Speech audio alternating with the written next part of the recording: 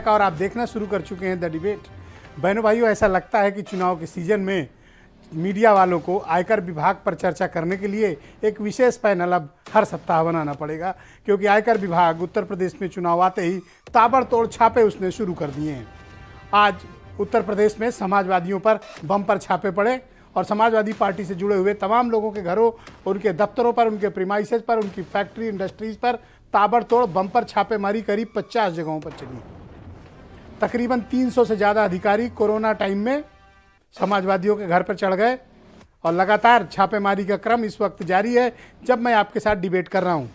क्या ये छापे राजनीतिक हैं या ये छापे वाकई में टैक्स चोरी से रिलेटेड हैं? लेकिन समाजवादी पार्टी और वक्त ऐसा बता रहा है कि ये छापे राजनीतिक हैं और इस छापों के जरिए समाजवादियों को कार्नर करने की कोशिश है, ऐसी चर्चा है। अखिलेश यादव ने आज प्रेस कॉन्फ्रेंस करके बेहद गंभीर आरोप लगाए हैं। आप मेरे जो पीछे सज्जन देख रहे हैं, ये असली पुष्पराज जैन है। इनका नाम है पंपी जैन। नाम फिर सुन लीजिएगा, इनका नाम है पुष्पराज जैन उर्फ पंपी जैन, नॉट पम्मी। ये पंपी जैन है। ये एमएलसी हैं समाजवादी पार्टी के और सपा के पुराने नेता हैं और इत्र के बहुत बड़े कारोबारी हैं। देश विदेश में इनका इत्र बड़ा मशहूर है। इत्तेफाक की बात यह है कि ये इन पर छापा पड़ना था 10 दिन पहले, लेकिन इनके चक्कर में पड़ गया पीयूष जैन के घर छापा। तो इस चक्कर में ये पुष्पराज जैन भी फेमस हो गए और पीयूष जैन भी फेमस हो गए। तो हम डिबेट के इस पहलू पर तो आगे भी चर्चा करने वाले। बहनों भाइयों, चुनाव में जब बहुत थोड़ा वक्त बचा है, उस वक्त अब उत्तर प्रदेश में आयकर विभाग ने ताबड़तोड़ कार्रवाई शुरू कर दी है। विशेष तौर पर पॉलिटिकल रेड्स प्रारंभ हो गई हैं और ये रेड समाजवादी पार्टी के नेताओं पर पड़ रही है। दूसरा क्रम ऐसा है, इसके पहले आपने देखा होगा कि पिछले सप्ताह समाजवादी पार्टी के नेताओं पर और उनके कार्यकर्ताओं पर और उनके फाइनेंस से जुड़े हुए लोगों के खिलाफ बड़ी व्यापक कार्रवाई की गई।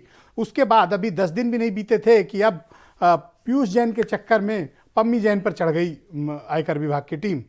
और छोटी मोटी नहीं बल्कि 50 डिफरेंट लोकेशन, लखनऊ से लेकर कन्नौज होते हुए, कानपुर होते हुए, दिल्ली एनसीआर होते हुए, बॉम्बे तक, मुंबई तक ये छापेमारी इस वक्त चल रही है, तब जब मैं आपके साथ डिबेट कर रहा हूं। अखिलेश यादव ने कन्नौज जाकर प्रेस कॉन्फ्रेंस की, उसी कन्नौज जहां पम्मी जैन, फिर से ध्यान रखिएगा, पम्मी जैन उर्फ पुष्पराज जैन, सपा के एमएलसी जिनके घर आज छापा पड़ा है, उनके यहाँ वो गए थे वहां प्रेस कॉन्फ्रेंस करने। लेकिन इस रेड में दरअसल इसके कारण क्या है और इसकी टाइमिंग को लेकर राजनीतिक गलियारों में चर्चा है। निर्मला सीतारमण देश की फाइनेंस मिनिस्टर हैं। उनका कहना है कि एक्शनेबल इनपुट के आधार पर यह छापेमारी की कार्रवाई की गई है और लॉ इन्फोर्समेंट एजेंसियां अपना काम करती हैं। उन्होंने ये बयान अखिलेश यादव के तमाम आरोपों के बाद दिया है। अखिलेश यादव का आरोप है कि उत्तर प्रदेश में भारतीय जनता पार्टी ने आईटी, सीबीआई, ईडी इन सबसे गठबंधन कर लिया है और उनकी पार्टी के लोगों को डराने धमकाने के उद्देश्य से इस तरह की छापेमारी की जा रही है और वो इसके लिए राष्ट्रपति से मुलाकात करेंगे और चुनाव आयोग में शिकायत करेंगे। तो क्या ये वाकई में ये रेड राजनीतिक है या इसकी टाइमिंग को लेकर सवाल है? अगर चुनाव न होता और तब पुष्पराज जैन पर छापे डाले जाते तो शायद किसी को ये कहने का मौका नहीं मिलता कि ये छापा राजनीतिक है। दरअसल टाइमिंग को लेकर बड़े सवाल हैं और मैं फिर कह रहा हूं, कोई अभी ये रेड्स खत्म हो जाएंगे ऐसा भी नहीं है। हो सकता है कि इसके आगे चलकर और भी रेड्स हों और भी छापे पड़ें, क्योंकि चुनाव में ये एक स्टैंडर्ड ऑपरेटिंग प्रोसीजर हो गया है कि जिन राज्यों में चुनाव हो वहां इस तरह की ठीक ठाक छापेमारी की जाए। इस छापेमारी के कई मायने होते हैं। एक मसला तो इस बात का होता है कि अगर अपोजिशन के किसी व्यक्ति के पास ठीक ठाक पैसे हैं तो वो अपने पैसे गायब कर दे, क्योंकि हर बार तो नोटबंदी हो नहीं सकती। तीसरा, रिसोर्सेज का अभाव। और चौथा, एक संदेश देना कि एक कदम अगर पीछे नहीं हटे तो आगे की कार्रवाई इससे भी बड़ी हो सकती है। ये एक स्टैंडर्ड ऑपरेटिंग प्रोसीजर हो गया है चुनाव लड़ने का, ऐसा मुझे प्रतीत होता है। लेकिन इन छापों से हासिल क्या हुआ? अब तक की जो रिपोर्ट है कुछ खास हासिल नहीं हुआ है, लेकिन अभी हमें इंतजार करना चाहिए इनकम टैक्स विभाग की ऑफिशियल रिपोर्ट का, जिसमें कि वो ऐसे दावे करते हैं कि इतनी रकम मिली या उतना मिला। अभी ऐसा कोई क्लेम आया नहीं। लेकिन इन छापों को लेकर उत्तर प्रदेश में एक बड़ी सियासत शुरू हो गई है। समाजवादी पार्टी ने खुली जंग का ऐलान कर दिया है। लेकिन आज सरप्राइजिंगली समाजवादी पार्टी के अलावा बाकी अपोजिशन ने मुंह में टेप लगा लिया। Bahujan Samaj party no reaction, आम आदमी पार्टी नो रिएक्शन और कांग्रेस नो रिएक्शन। तो क्या ये अपोजिशन की ये बाकी दल इस तरह की छापेमारी को सपोर्ट करते हैं या इनके विरोध में हैं?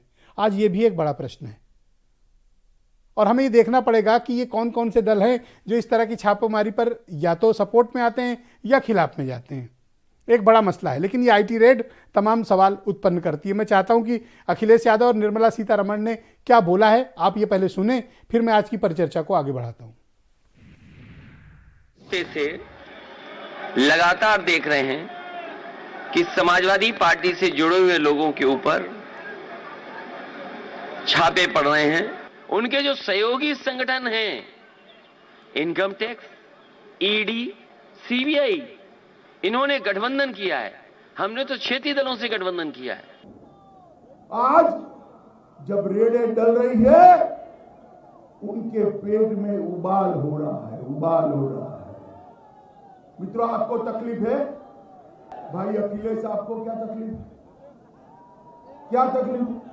कि 2016 में जब मोदी जी ने नोटबंदी की घोषणा की थी, तब समाजवादी पार्टी इसका विरोध क्यों कर रही थी? अब तो समझ में आ गया होगा, क्योंकि इनके घरों में नोट की गड्डी भरी हुई थी। जो भी इसके ऊपर टिप्पणी दे रहे हैं, मैं उनसे ये प्रश्न पूछना चाहती हूं, वो गए खाली हाथ आए क्या? भैया गए, सही घर में गए, सही हर घर में सर्च हुआ और निकलने के बाद प्रूव भी हो रही है कि जो इंफॉर्मेशन के तहत गए सही गए। ओके, तो आज की डिबेट में मैं आपको बताना चाहता हूं कि कांग्रेस ने आज इस डिबेट से खुद को अलग कर लिया है। इस विषय पर आयोजित डिबेट में कांग्रेस प्रवक्ता ने ऐन वक्त पर आने से इनकार कर दिया, ये कहते हुए कि इस मसले पर कांग्रेस कुछ नहीं बोलना चाहती है। तो सवाल इस बात का उत्पन्न होता है कि क्या कांग्रेस इस छापे का समर्थन कर रही है? और अगर विरोध कर रहे होते तो डिबेट में आते, या तो विरोध या तो सपोर्ट या न्यूट्रल। लेकिन कांग्रेस ना तो इस